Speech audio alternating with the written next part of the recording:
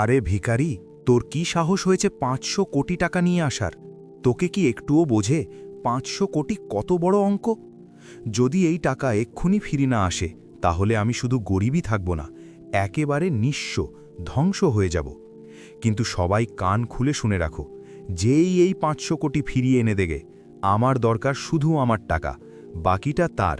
১০ কোটি ইনাম, জীবিত অবস্থায় হোক বা মৃত, যেভাবেই হোক। সকাল ঠিক ৭টা বেজে গিয়েছিল। শহর তখনও পুরোপুরি জেগে ওঠেনি, কিন্তু শহীদ চত্বরে আবর্জনার তীব্র গন্ধ আর বাসের কর্কশ শব্দ অনেক আগেই ছড়িয়ে পড়েছিল। ফুটপাতের এক কোণে ফাটা চটের বস্তা কাঁধে নিয়ে ১২ বছরের আরিফ ঝুঁকে পড়েছিল। সে প্লাস্টিকের খালি বোতল, ছেঁড়া তার আর ভাঙা জিনিসপত্র কুনোচ্ছিল। তার হাতে জমা ময়লা যেন চিরকালের দাগ হয়ে বসে গিয়েছিল, যেন সমাজ তাকে অদৃশ্য করে দেওয়ার সিল মেরে দিয়েছে। আরিফ খুব কম কথা বলতো। লোকে ভাবত সে হয়তো ভীতু, না হয় মাথায় কিছু কম। কিন্তু আসল সত্যি ছিল অন্য। সে অসম্ভব মনোযোগ দিয়ে শুনত। মানুষের কথা, আওয়াজ, মেশিনের গুঞ্জন, সব কিছু। লোকে যখন কথা বলতো, সে প্রতিটি শব্দ ধরে ফেলত। মেশিন চলার সময় সে তাদের লুকোনো ছন্দ আর প্যাটার্ন বুঝে নিত। ঠিক তার সামনেই শহরের সবচেয়ে বড় private bank, national glory bank, মাথা উঁচু করে দাঁড়িয়েছিল। চকচকে কাচের বিশাল ইমারত যেন আকাশ ছুঁয়ে দাঁড়ানো একটা দানব। প্রতিদিন সকালে কালো কালো গাড়ি থেকে স্যুটটাই পরা লোকেরা নেমে মোবাইলে চেঁচিয়ে চেঁচিয়ে ভেতরে ঢুকত। আরিফকে কখনো ভেতরে ঢোকার অনুমতি দেওয়া হয়নি। গার্ড প্রতিবার একই কথা চিৎকার করে বলতো, ভাগ এখান থেকে। আরিফ শুধু মৃদু হেসে আবার আবর্জনার মধ্যে মাথা নামিয়ে দিত। ব্যাংকের পিছনের দেওয়াল ঘেঁষে একটা পুরনো মরচে ধরা ট্রান্সফরমার বক্স পড়ে থাকত। আরিফ প্রায়ই সেখানে বসে শুকনো রুটি খেত। সেখান থেকে একটা গভীর, রহস্যময় গুঞ্জন ভেসে আসত, যেন কোনো প্রাচীন যন্ত্র তার গোপন কথা বলছে। অন্য সবার কাছে সেটা শুধু শব্দ, কিন্তু আরিফের কানে সেটা যেন একটা জীবন্ত ভাষা। সেদিন দুপুরের দিকে হঠাৎ সবকিছু উলটপালট হয়ে গেল। ব্যাংকের ভেতরে তীব্র আতঙ্কের ঝড় উঠল। কর্মচারীরা সিট ছেড়ে লাফিয়ে উঠল। ম্যানেজারদের মুখ ছাইয়ের মতো সাদা হয়ে গেল। একের পর এক ফোন বেজে উঠল। উপরের বোর্ডরুম থেকে চাপা চিৎকার ভেসে আসছিল, ৫০০ কোটি টাকা গায়েব। এটা কোনো ফাঁকা গুজব ছিল না। ব্যাংকের মূল সার্ভার থেকে ৫০০ কোটি টাকা অদৃশ্য হয়ে গিয়েছিল। অনলাইনে ট্রান্সফার হয়ে গিয়েছিল, কিন্তু কোনো গ্রাহকের অ্যাকাউন্টে নেই, কোনো বিদেশি ব্যাংকেও নেই। টাকা যেন সিস্টেমের অন্ধকার গহ্বরে ডুবে গিয়েছিল। আইটি টিম ছুটে এলো। সার্ভারের লগ খোলা হলো, ফায়ারওয়াল পরীক্ষা করা হলো, সাইবার সিকিউরিটি বিশেষজ্ঞদের ফোন করা হলো, পুলিশকে খবর দেওয়া হলো। প্রতি মিনিট যাচ্ছিল আর ব্যাংকের বিশ্বাসযোগ্যতা তলিয়ে যাচ্ছিল। বাইরে ফুটপাতে বসা আরিফ সবকিছু চুপচাপ দেখছিল। তার মনে হঠাৎ একটা অদ্ভুত খটকা লাগল। ব্যাংকের ব্যাকআপ সার্ভারের এক্সস্ট ফ্যানের শব্দটা বদলে গিয়েছিল। সেটা আর আগের মতো নিয়মিত লয়ে চলছিল না। মাঝে মাঝে একটা সূক্ষ্ম অস্বাভাবিক থেমে যাওয়া, যেন কেউ শ্বাস আটকে রেখেছে, যেন কোনো গোপন কথা লুকিয়ে রাখছে। আরিফ উঠে দাঁড়ালো, বস্তাটা নামিয়ে দেওয়ালের কাছে কান লাগালো। তার চোখ দুটো সরু হয়ে এলো। এটা চুরি নয়, সে ফিসফিস করে বলল, এটা রুট রিডাইরেকশন। তার মনে মায়ের ছবি ভেসে উঠল। মা, যিনি একসময় এই ব্যাংকেই ক্লিনারের কাজ করতেন। এক রাতের ভয়ানক অ্যাক্সিডেন্টে তিনি চিরকালের জন্য চলে গিয়েছিলেন। তারপর থেকে আরিফ রাস্তায়। মায়ের কাছে একটা পুরনো কিপ্যাড ফোন ছিল, তাতে কিছু নোট, কোনো নম্বর নয়, শুধু প্যাটার্ন। আরিফ পকেট থেকে সেই মোড়ানো কাগজ বের করল। সেখানে তার নিজের হাতে আঁকা নানা নিশান। প্রতিদিন মেশিন দেখে সে নতুন নতুন জিনিস বুঝত, আর সেই বোঝা কাগজে এঁকে রাখত। ব্যাংকের ভেতরে আতঙ্ক ছড়িয়ে পড়ছিল। বাইরে একটা আবর্জনা কুনোনো ছেলে দাঁড়িয়েছিল, যার চোখ কাঁচের দেওয়াল ভেদ করে সার্ভার রুমের গভীরে ঢুকে যাচ্ছিল। আরিফ গভীর নিঃশ্বাস নিল। নিজেকে বলল, এখন যদি না বলি তাহলে টাকা চিরকাল হারিয়ে যাবে। সে বস্তা কাঁধে তুলে ব্যাংকের মূল গেটের দিকে এগিয়ে এলো। গার্ড তাকে দেখে লাঠি তুলল, বলল, বলেছিলাম না এদিকে আসবি না। আরিফ থামল না। প্রথমবার সে সোজা চোখে চোখ রেখে বলল, সাহেব, যে টাকা গেছে সেটা এখনও এই ব্যাংকের ভেতরেই আছে। গার্ড হো হো করে হেসে উঠল, কিন্তু ঠিক তখনই ভেতর থেকে উপরতলা থেকে অ্যালার্মের তীব্র শব্দ ভেসে উঠল। আর এখান থেকেই আসল গল্পের সূচনা হলো। গার্ডের হাসি তখনও পুরোপুরি শেষ হয়নি যে ব্যাংকের ভেতর থেকে একজন মহিলা বাইরে এলেন। গাঢ় নীল রঙের শাড়ি, গলায় আইডি কার্ড আর মুখে স্পষ্ট উদ্বেগ। তিনি ব্যাংকের সিনিয়র অপারেশনস ম্যানেজার সাইমা খান ছিলেন। গত ২০ মিনিট ধরে তিনি আইটি টিম আর হেড অফিসের মাঝে আটকে ছিলেন। তার চোখ আরিফের উপর পড়ল। তুমি কি বললে? তার গলা কড়া ছিল, কিন্তু চোখে ক্লান্তি আর আশঙ্কা স্পষ্ট। গার্ড তাড়াতাড়ি বলল, ম্যাডাম, এটা আবর্জনা কুড়োনো ছিলে, মিথ্যে বলছে। আরিফ মাথা নিচু করল, তারপর আস্তে বলল, ম্যাডাম, টাকা বাইরে যায়নি, সিস্টেম নিজে রাস্তা বদলেছে। যদি এখন কিছু না করা হয় তাহলে 3 ঘন্টা পর টাকা নিজে থেকে মুছে যাবে। এটা শুনে সাইমার বুক ধড়াস করে উঠল। তোমার কি করে জানল? তিনি ভেবে চিনতে না বলে জিজ্ঞেস করলেন। আরিফ ব্যাংকের দেওয়ালের দিকে ইশারা করল। আপনাদের ব্যাকআপ সার্ভারের ফ্যান 30 সেকেন্ডে একবার থামছে। এটা তখনই হয় যখন লোড জেনে বুঝে ঘোরানো হয়। এটা চুরি নয়, এটা একটা ফাঁদ। সে বলার সময় না ঘাবড়েছিল না তাড়াহুড়ো করছিল, যেন এসব তার কাছে নতুন কিছু নয়, যেন সে এই মেশিনের ভাষা জন্ম থেকে জানে। সাইমা এক মুহূর্ত ভাবলেন। ভেতরে আইটি হেড চিৎকার করছিল যে ডেটা ফ্লো বোঝা যাচ্ছে না। পুলিশ রাস্তায় ছিল, মিডিয়ার কানে খবর পড়ার অবস্থা হয়ে গিয়েছিল। তিনি গার্ডকে দেখলেন, একে ভেতরে আসতে দাও। গার্ড চমকে গেল। ম্যাডাম, এটা... সাইমা বাধা দিয়ে বললেন, আমি বললাম ভেতরে আসতে দাও।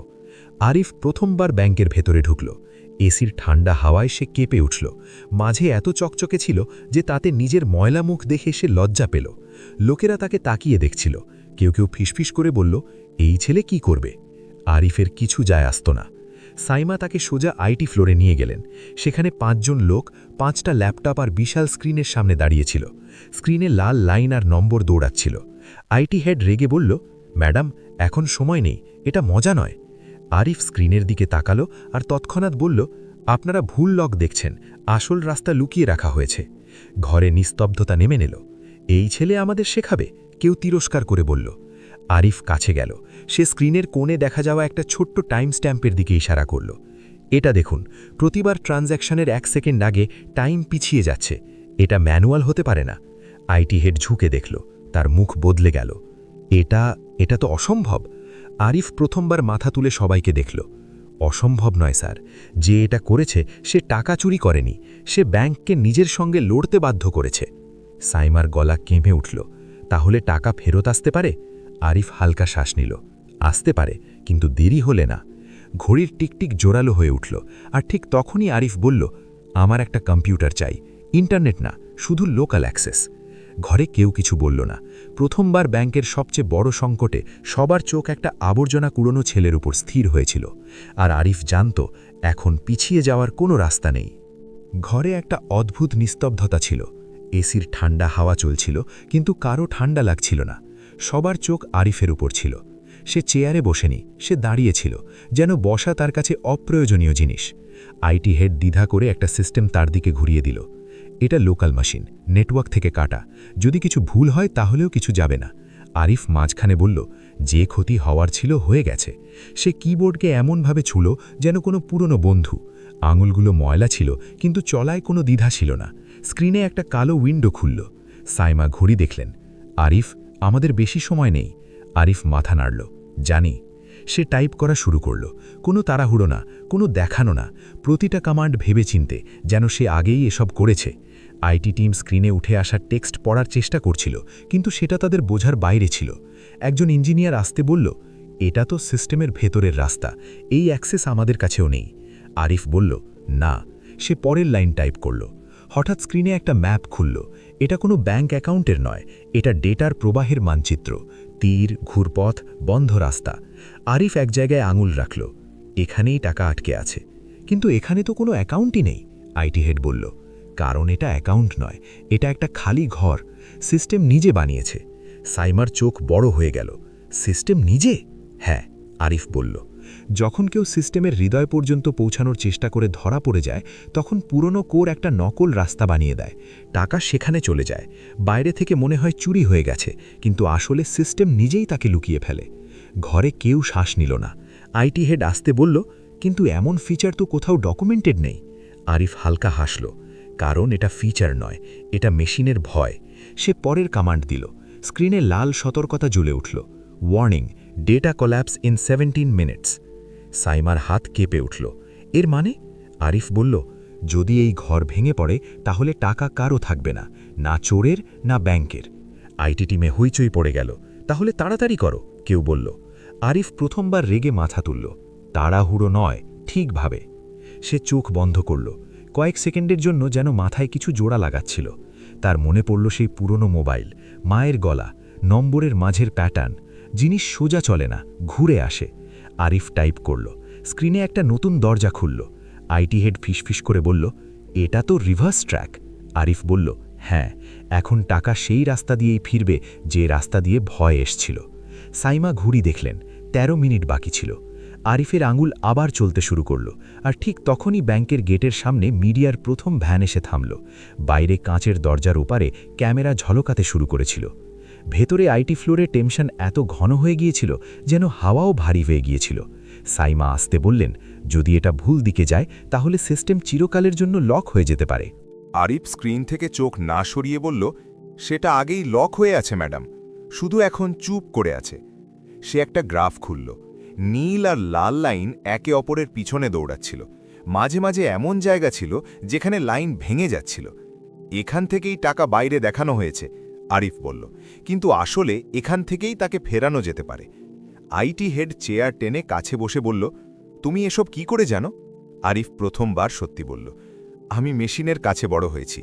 যখন মা বেঁচে ছিলেন তিনি রাতের শিফটে এখানে ঝাড়ু দিতেন, আমি বাইরে বসে থাকতাম। সার্ভার রুমের আওয়াজ আমার কাছে কথার মতো লাগত। কেউ কিছু বলল না। আরিফ পরের কমান্ড দিল। স্ক্রিনে নতুন মেসেজ উঠল, অথরাইজেশন রিকোয়ার্ড। সাইমা স্বস্তির শ্বাস ফেললেন। ঠিক আছে, এটা স্বাভাবিক, আমাদের মাল্টিলেভেল অথরাইজেশন আছে। আরিফ মাথা নাড়ল। না ম্যাডাম, এটা স্বাভাবিক নয়। কেন? কারণ এই অথরাইজেশন সিস্টেম থেকে আসেনি, এটা সেই খালি ঘর থেকে এসেছে যেখানে টাকা লুকোনো আছে। আইটি হেডের মুখ শক্ত হয়ে গেল। মানে সিস্টেম নিজে ঠিক করছে কার উপর ভরসা করবে? আরিফ আসতে বলল, হ্যাঁ, আর সে আপনাদের ওপর ভরসা করছে না। ঘরে অদ্ভুত চুপ করে গেল। সাইমা গভীর শ্বাস নিলেন। তাহলে এখন কি হবে? আরিফ পকেট থেকে সেই মুড়ানো কাগজ বের করল। তাতে আঁকামাকা নিশান ছিল। এখন আমাদের সিস্টেমকে মনে করিয়ে দিতে হবে যে এটা কাদের জন্য বানানো হয়েছিল। সে একটা কোড দিল। এটা কোনো পাসওয়ার্ড ছিল না, এটা সময়, পরিমাণ আর ক্রমের মিল ছিল। সেই ক্রম যেটাতে ব্যাংক প্রতিদিন ছোট অ্যাকাউন্টগুলোকে প্রায়োরিটি দিত। স্ক্রিনে হঠাৎ হাজার হাজার ছোট ট্রানজ্যাকশন জ্বলে উঠল। ১০ টাকা, ৫০ টাকা, ২০০ টাকা। আইটি টিম হকচকিয়ে গেল। এটা কি করছো? এতে সিস্টেম আরও স্লো হয়ে যাবে। আরিফ শান্ত গলায় বলল, না, এতে সিস্টেমের ভরসা আসবে। সাইমা অবাক হয়ে জিজ্ঞেস করলেন, ভরসা? হ্যাঁ, আরিফ বলল, মেশিনগুলো শক্তির ওপর চলে না, সেগুলো প্যাটার্নের ওপর চলে। আর সবচেয়ে সত্যি প্যাটার্ন হলো ছোট মানুষের টাকা। স্ক্রিনে সতর্কতা বদলাতে শুরু করল। Trust index rising. IT head চোখ ডলল। এই মিটার আগে কখনো দেখেনি।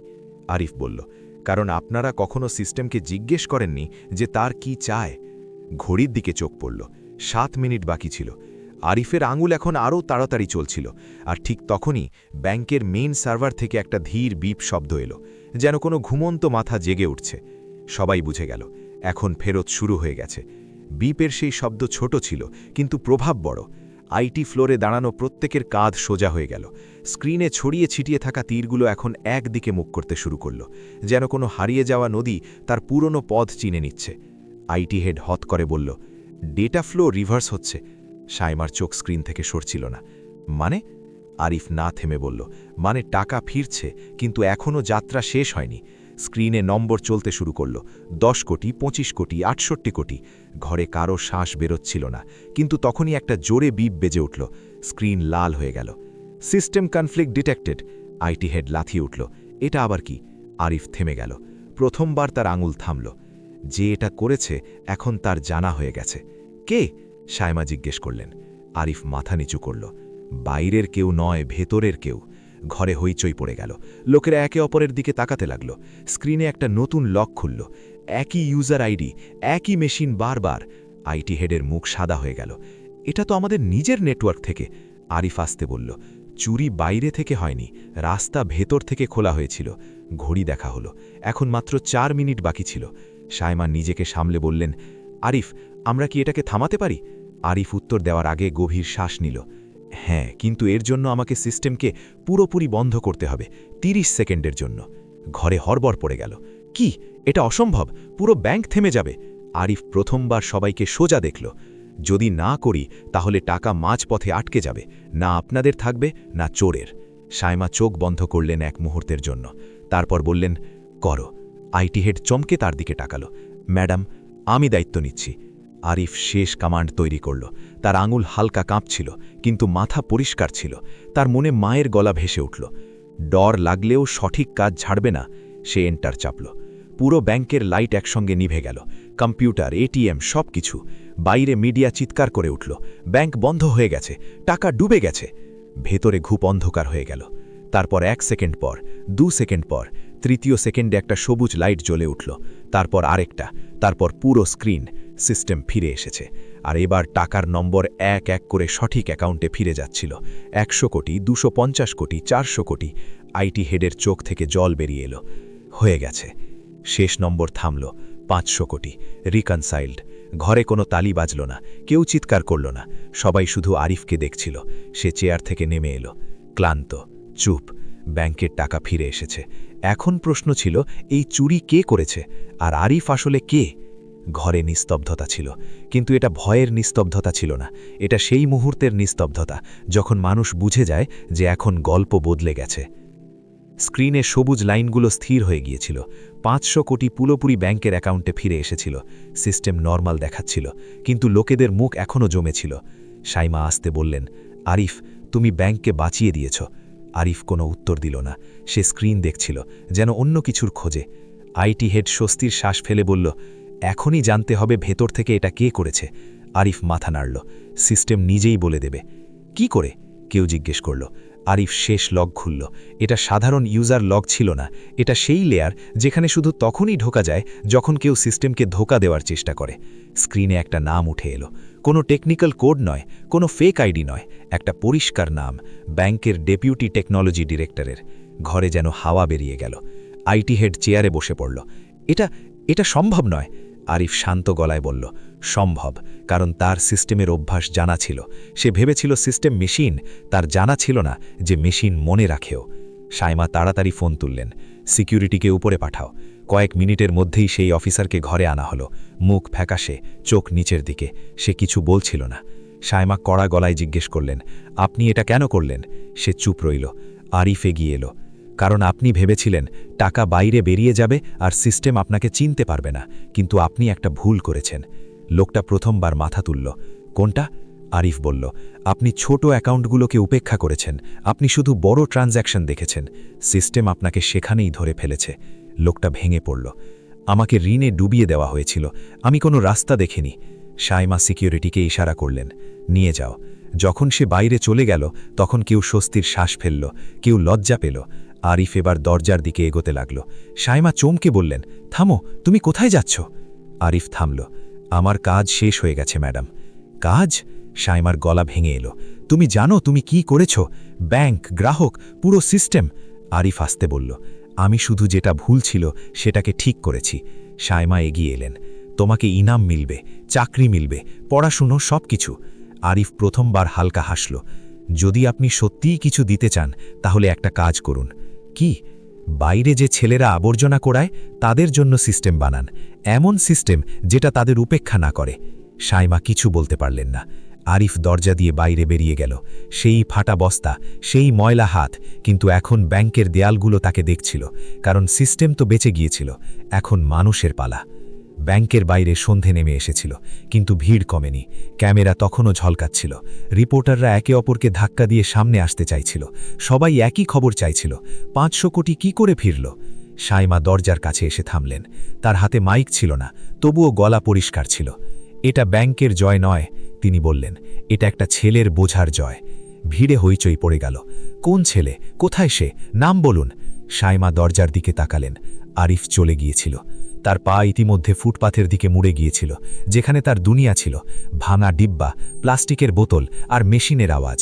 তার জানা ছিল না পিছনে কি হচ্ছে, কিন্তু শহর জেনে গিয়েছিল। কয়েক ঘন্টার মধ্যে খবর ছড়িয়ে গেল।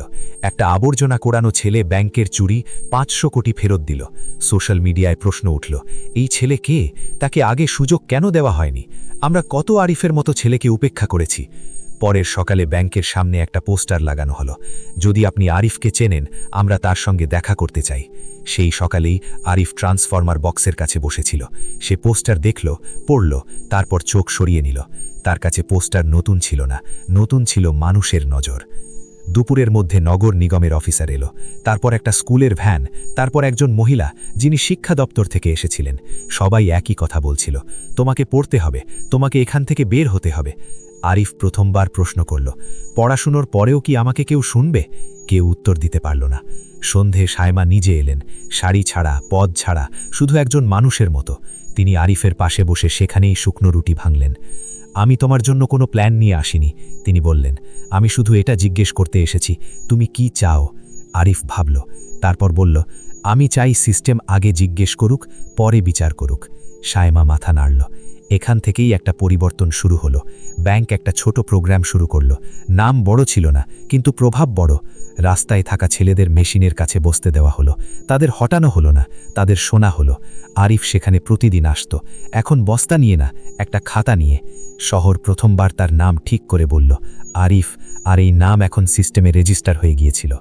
তো বন্ধুরা, এই গল্প শুধুমাত্র বিনোদন আর শিক্ষার উদ্দেশ্যে তৈরি করা হয়েছে। এতে দেখানো সব চরিত্র, ঘটনা আর সংলাপ কাল্পনিক। কোনো বাস্তব ব্যক্তি, প্রতিষ্ঠান বা ঘটনার সঙ্গে এর কোনো সম্পর্ক নেই। দয়া করে এটাকে শুধু গল্প হিসাবে দেখুন আর উপভোগ করুন। আমরা কারো অনুভূতিতে আঘাত দিতে চাই না। যদি তোমার এই গল্প ভালো লেগে থাকে তাহলে লাইক করো আর যতটা সম্ভব শেয়ার করো। কমেন্ট করে বলো কোন ধাপটা সবচেয়ে ভালো লেগেছে। আর আমাদের চ্যানেল সাবস্ক্রাইব করতে ভুলো না, কারণ আমরা তোমাদের জন্য এমনই প্রেরণাদায়ক গল্প নিয়ে আসতে থাকব। ধন্যবাদ।